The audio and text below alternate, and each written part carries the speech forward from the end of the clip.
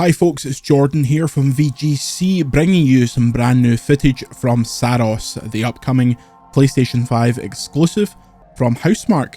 Now you might remember Housemarque from Returnal, one of my favourite PS5 games and one of the best PlayStation 5 exclusive titles in my opinion. This is their latest game starring Rahul Kohli.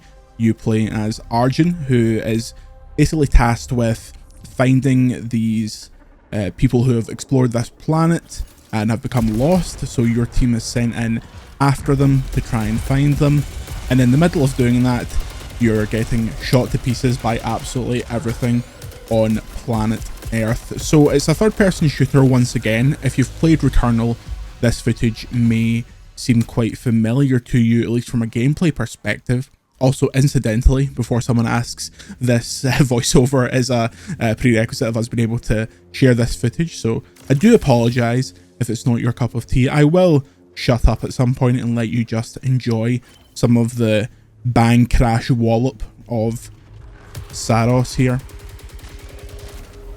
So it's a third-person shooter. The main focus is the kind of mix and match between your guns, the high speed of the enemies, and you'll see that those enemies are shooting like blue lasers at you. The thing that makes Saros so different from Returnal from a gameplay perspective is your shield. Now in Saros you have a shield that you can deploy and absorb bullets, and once you've absorbed enough of those bullets you can reconstitute that energy into a powerful attack. So the idea is you're never really hiding behind things, you're always moving forward. Gregory Loudon, the game's creative director, incidentally there is a podcast interview with Gregory Loudon on this very YouTube channel if you're keen, described it as a bullet ballet as opposed to a bullet hell. So you see I'm deploying that shield there, I'm absorbing that energy, and if you see that little orange bar in the middle of the screen, when that fills up to blue it gives me the opportunity to retaliate with a powerful attack. See, it just turned blue there and I could use a powerful attack. Now at this point, this was my first run and I didn't realise those enemies had to be meleeed because they have those shields, but later on you'll see a big powerful blue attack coming from the times where I have a shield like that. So much like in Returnal, the map, all these biomes have these little side rooms, where this room I've went into here isn't essential for getting to where you want to go in the golden path as it were, but each of these little side rooms are a bit of a gamble. They will have some enemies in there, but they will also have a reward or a piece of lore, and it's really up to you depending on how well your run is going, how comfortable you are with the items you have, with the weapon you have, if you want to take that on. So it gives me an option here to go from a rifle to a pistol. This is slightly later on. You'll see solar cage cannot leave area. This is a little skill check. They spawn a tough enemy and it's basically there to break up your run and make sure that you are feeling like you are basically able to take on the big boss eventually. It teaches you smaller versions of the boss mechanics. So this enemy here that I'm fighting has that ring that you have to jump over while you're shooting. The boss of this zone has basically the exact same mechanic at a bigger scale. And I think it's very, very smart. Everything you are doing, you are learning kind of information and learning tactics and learning skills that you'll take with you as you proceed through the level. Returnal was a lot like that as well. Each of the biomes taught you a gameplay lesson about that boss.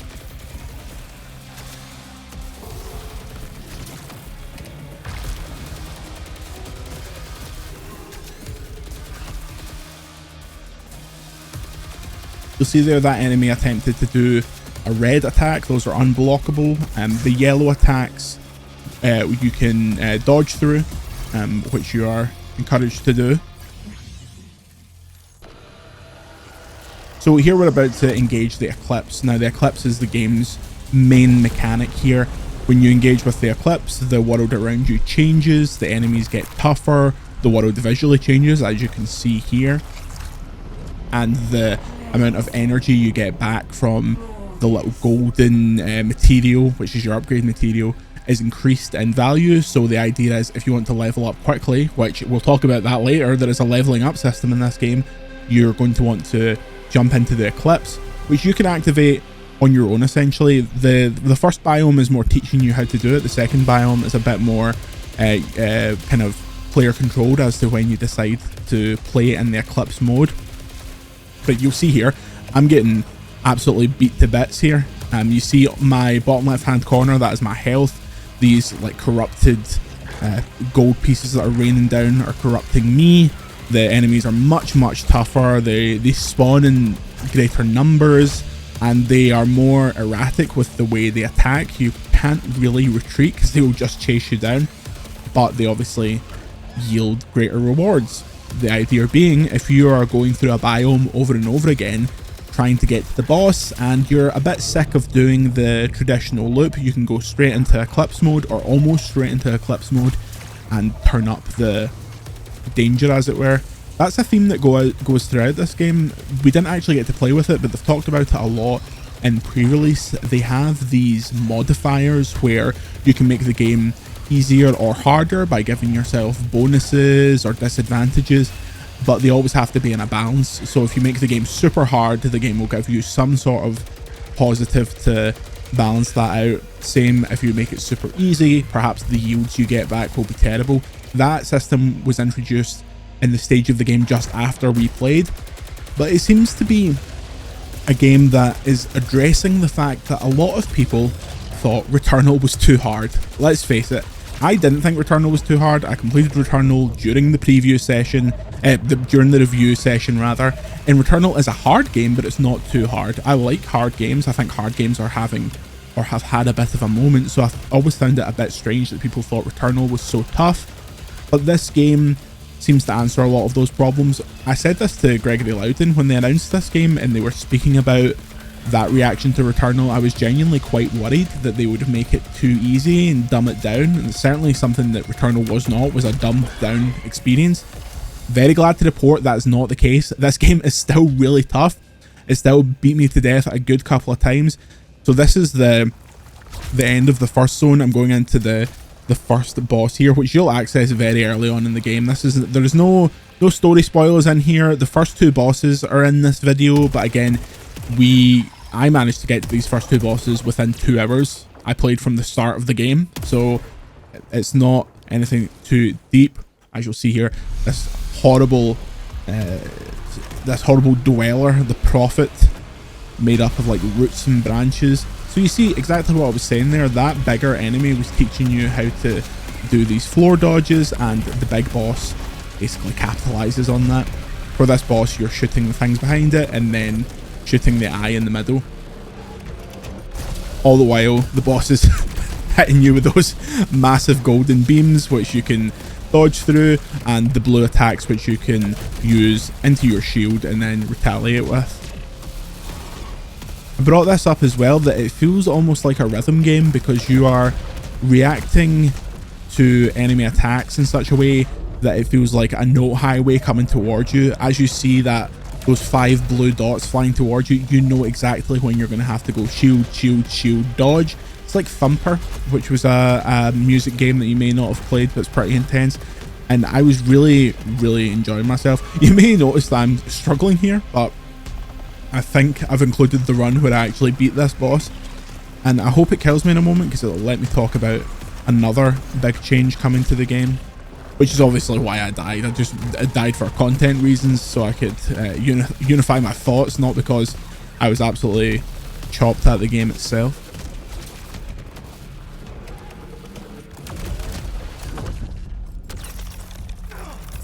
And there we go. But not quite. So very early on in the game, you'll unlock the ability to upgrade your character, upgrade your health, upgrade the amount of power you can receive from those blue attacks, and you can upgrade the ability to come back once per run, making the game significantly less challenging in the early stages. Obviously, there were some mechanics in Returnal, an item that would let you come back, but it was very rare and you only got it towards the end of the game. So giving this to players early on is a big change. I think it will help a lot of players get through at least the first couple of bosses, which I do think is a good thing. I do think that these games deserve to be seen by more people. I think it will be interesting to see how it goes as they continue to play through the game. So what I mean by that is, during our preview session, I beat both the bosses. Felt like I upgraded Arjun quite a lot. but the upgrades are gated basically by which boss you've defeated. So you can only upgrade Arjun a certain amount before you defeat the Prophet, for example.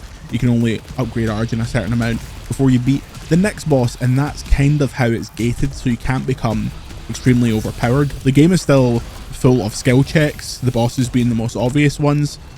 So is it the illusion of getting stronger? Because if the enemies get stronger and you also get stronger, then everyone just kind of feels flat across the board. I think the main thing I noticed in terms of getting stronger during this session was obviously the ability to come back is a huge one. Also the amount of health and the amount of proficiency with the weapons that you start with, which is that number that you may have seen earlier when I was about to pick up a weapon.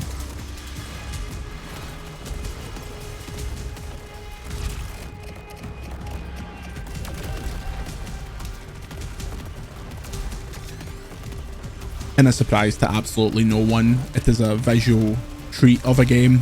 We were playing about 2 inches from a massive television with the loudest headphones in the world, and it was a real treat for the eyes and the ears, and an aural assault of all types. The combination of these kind of glowing arcade visuals with the hyper-realistic, kind of disgusting flora and fauna of the world is such an interesting contrast. And I spoke to the game's art director about this, and he acknowledged the fact that Housemarque is a studio that is very gameplay first, but also makes really beautiful games, and combining those two things is basically the majority of his job. He pointed out that when you see like the gold or the blue balls from far away, they're very low detail. You're just meant to be able to see them from a distance and sight read them, but as they come towards the camera, basically when you've already made your decision, a lot of detail and a lot of special effects spawn from them at that point, so that it's too late for that to distract you, but your brain sees it as it flies towards the camera. And I thought that was a really interesting point, because I raised the fact that, does it ever feel weird, or is it ever defeating to design all this amazing stuff and people are just ignoring it because they're so focused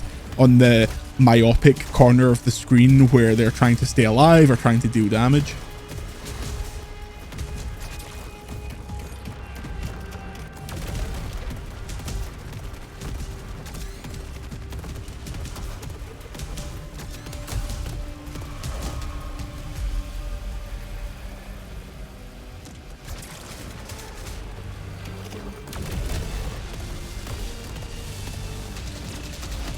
So various different stages to the bosses, as you can see. Here is another skill check. This is like a dodging skill check to make sure you've really got this mechanic down, because it will become so important in the second area. These branches kind of lock you into this little corridor, and you're basically getting full frontal battered the entire time.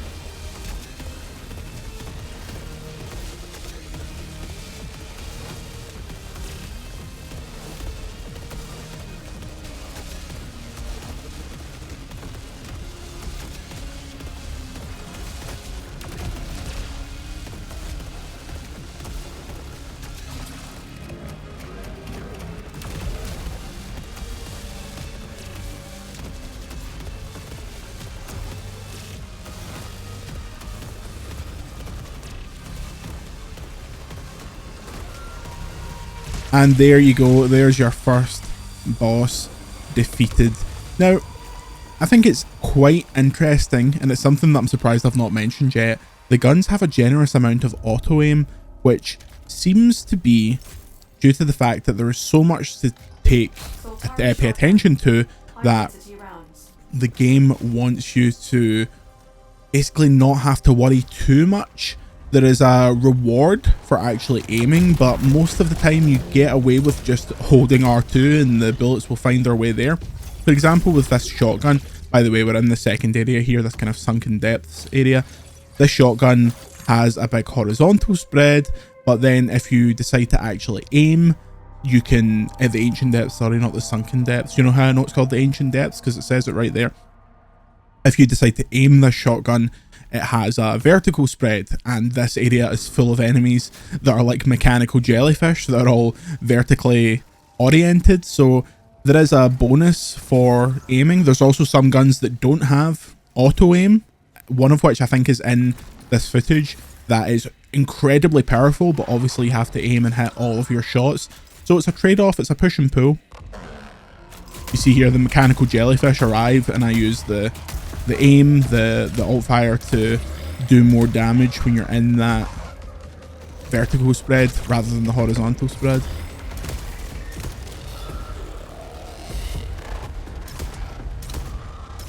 As this plays out here, I wanted to talk about the fact that after I played the game, I was speaking to some of the people at Housemarque who knew I was a big Returnal fan, who had seen my coverage of Returnal in the past and were interested to hear what I thought about it.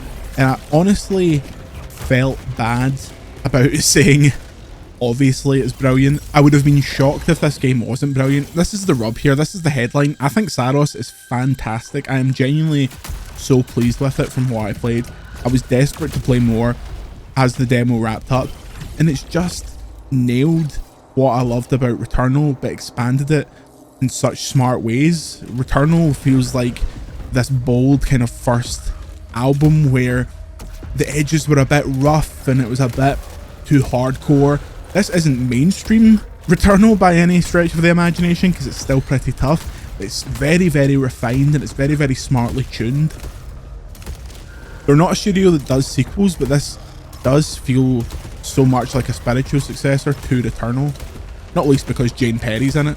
Jane Perry played Celine in the original game, if you didn't know.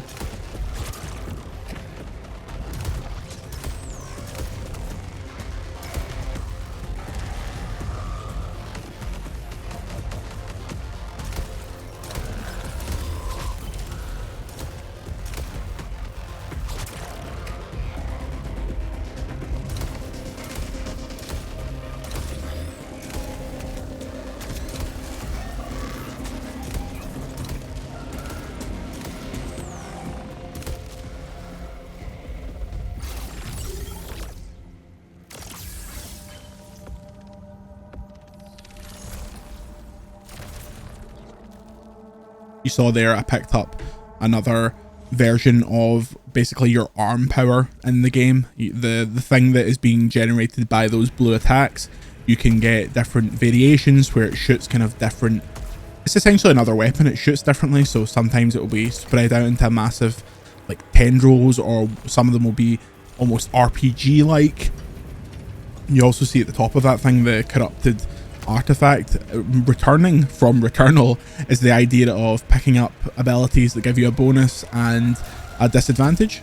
So I was never one to pick up many of them in Returnal. I don't know if it was just a case of me not wanting to lose a run on something random and uncontrolled like that, but I wonder if that would be the case in this game. There's also a lot of upgrades mid-run that will be like, okay, your power is upgraded for this run, your command, your resilience is upgraded for this run, but you can also permanently upgrade that stuff when you go back to the home base.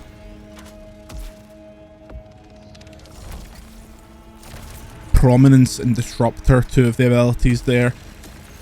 I didn't get a look at tons of different ones, but they seemed pretty effective.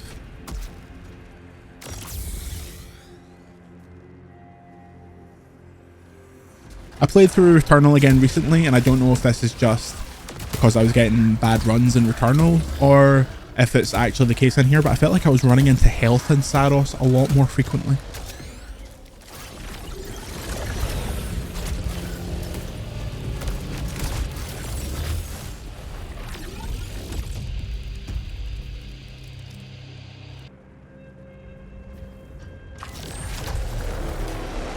This is another one of these solar cages.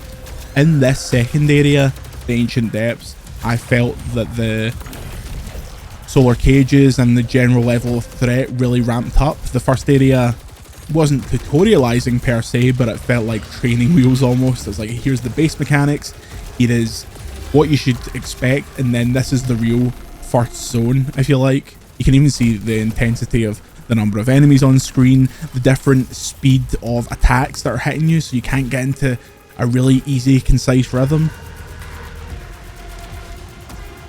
This massive guy up here, this like floating tank, was really, really a pain.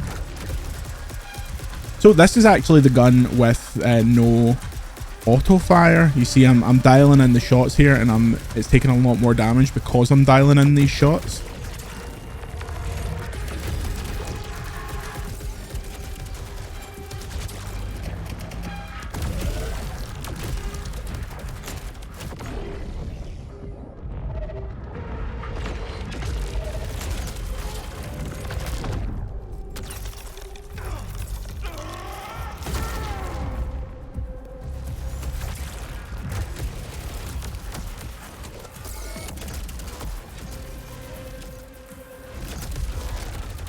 You'll notice on the top right there, while I'm running away from all these guys, that the mission is to open the vaults. So this area, it was kind of spread into a main central area and two longer corridor-like areas. At the end of each of those sub-zones, there was a button to unlock a main door. That main door led to the boss. Now, in subsequent runs after I died, you still had to go and unlock those other two things, but the speed at which you could get through that was pretty fast, and also those little sideways runs got you up to speed, got you up to power, gave you a chance to choose what weapon you would like to use. So it's not a traditional Dark Souls like boss run where you die and you go straight back to the boss. That is still not the case in here. Speaking of weapons, you actually start a new run with the weapon that you died with, which is a huge change from Returnal.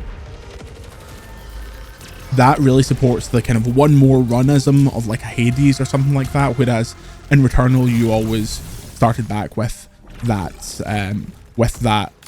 pistol at the start of the game, whereas this time you get basically any of the weapons you've encountered as long as you die with it.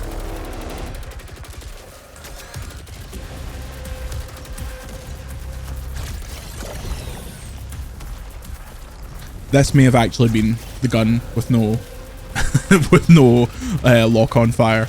It was a long time ago, you know. It was like 2 weeks ago I played this. It was finished time differences, you know. But regardless, the weapons do feel genuinely different from one another, which is great, and it will mean that players can really lock in. The thing about dying with a specific weapon, meaning that you can use it in the next run, says to me, if you get really obsessed with one weapon, I suppose outside of the fact that it might become under-leveled as you go on, there's not much stopping you from really focusing on one if you get a particularly OP weapon. Like when we get to the second boss here, I got a weapon that was absolutely shredding the thing, and if I could, I would have used it basically for the rest of the game. Obviously, the power of that weapon, or the proficiency level, however it is specifically tallied up, I didn't see a way to upgrade that on a weapon you already have, as far as I'm aware. Maybe that is a thing in the main game.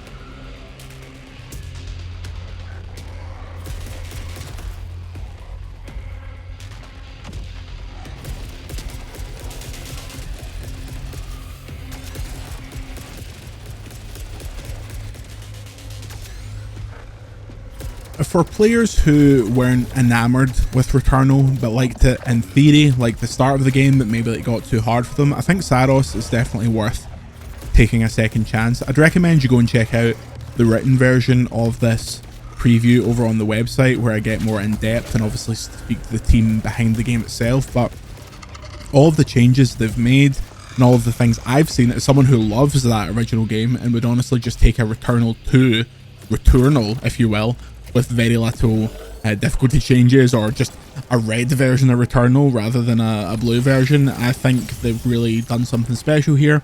I hope this is a breakout for them. I hope more people get into this, and this is the one where people are like, okay, now I get it, and then they go back to Returnal and see how great that game is. I also mentioned to Housemarque, like, they are putting out another PS5 exclusive 5 years to the day that they released Returnal, as far as I'm aware. I'm pretty sure that was April 30th, 2021. At least that's what Gregory Loudon said. It might have been 2022, I can't remember. What's this time? But the fact that they're getting another big game out on the same console, not many people doing that, not many people able to do that. A lot of developers not even getting one game out on this generation of console. So I think that at least should be applauded.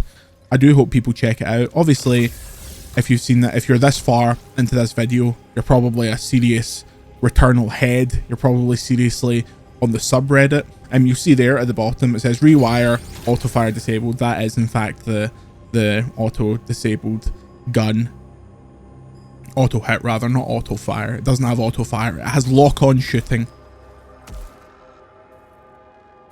Also, those weapons, Gregory Loudon told me, they are not entirely random per se, but there is a list of parameters that the guns can pull from, and then they are kind of automatically generated. So you might get a shotgun that has that same auto hit thing disabled, but you get a massive boost to bullet penetration or bullet spread or something like that. So even if you find something that you love, or you find a weapon that you don't particularly love but the bonuses on it are great, it's to encourage kind of mix and match play. It's to encourage taking a weapon on a punt, really, picking one up and going, oh yeah, why not?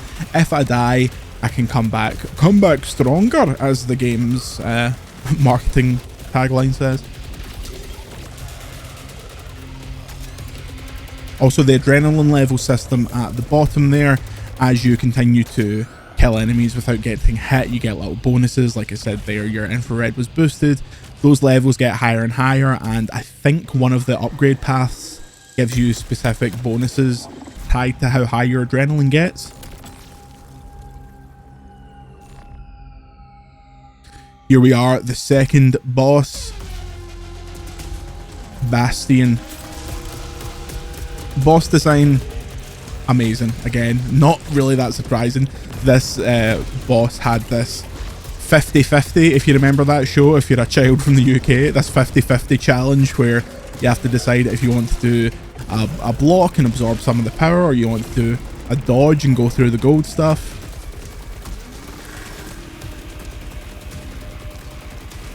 The gun I'm using here was absolutely shredding this guy, as you can probably see from his health. I had a few runs at this boss. The first two runs I couldn't get the range. The weapons I was using were pretty close range, whereas this felt like more of a mid-range kind of fight. But this weapon, this was the one. This weapon was so good that I stopped paying attention, and that's honestly my downfall. A terrible attention span where I was like, well, I'm melting this guy. I don't need to worry about these little ancillary guys that are popping up around me, and it could have cost me, but thankfully I did lock in.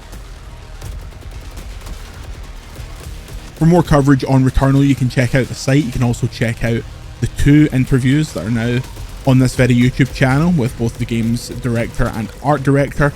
And for the end of this fight, I'll just let you watch it play out. Please consider supporting VGC over on patreon.com/videogameschronicle. I've been Jordan Midler, and I'll see you next time.